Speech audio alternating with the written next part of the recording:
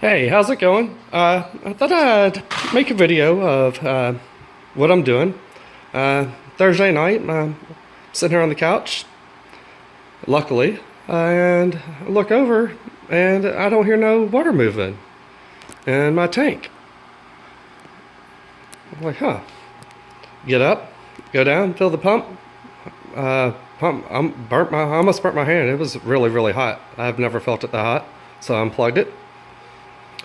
Waited about an hour, it had cooled down, tried to plug it back in, didn't work. Well, probably, beyond aquarium's probably one of your worst nightmares, besides having something happen to your tank. I think really those are the two, just because those can be catastrophic, if not caught right away. So basically what I'm doing, been trying to debate on exactly how to get this sump out of here without draining all this water, or most of it anyways, and taking out quite a bit of rock. Last few months been kind of in a makeover. Had been a little burnt out, had the tank set up for about 3 years, then just was feeding, topping off the water, that's about it. Cleaning everything else, didn't really,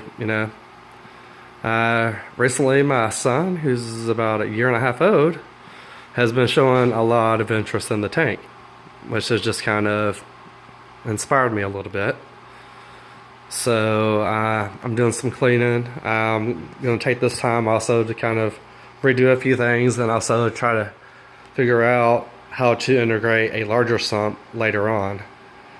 I happen to live in an area that some things aren't easily accessible like right away.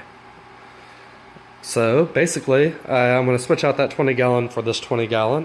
This was the pump that had been on it. Kind of crazy.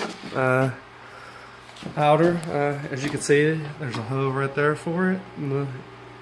The tank is cracked. There was this little valve. And I was like, oh, I can just kind of turn this, and I was just going to try to clean out the pump. But when I did it, wasn't really paying a whole lot of attention and cracked the tank. So, needless to say, yeah, that happened Thursday night, and I had to drain most of that. Luckily, I've got plenty of 5-gallon buckets from making water. Having a 125-gallon tank this size, you're going to need some water sometimes. Kind of disappointed with how it looks, but as you can see from one side to the other, things are starting to improve. But really this video is about this whole sump thing. Basically what I'm going to do is take this one brace out right here. I think is the best route, and be able to pull that right on in and be able to put the new one back. I've used the doors right there, kind of wedged them in, been able to put them in and prop up. So I feel pretty good, just due to the fact that this piece is so wide here on the end.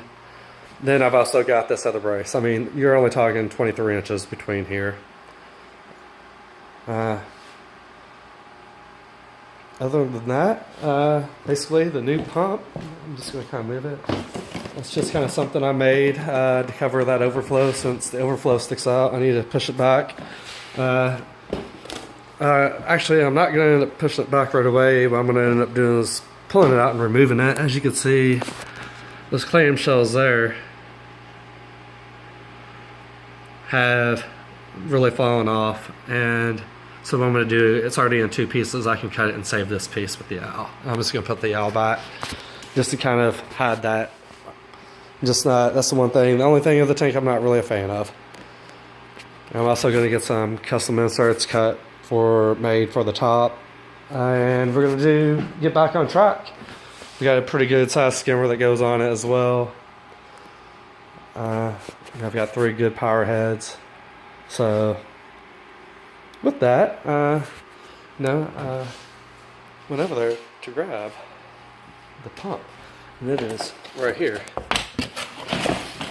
This is what's going to be going on it.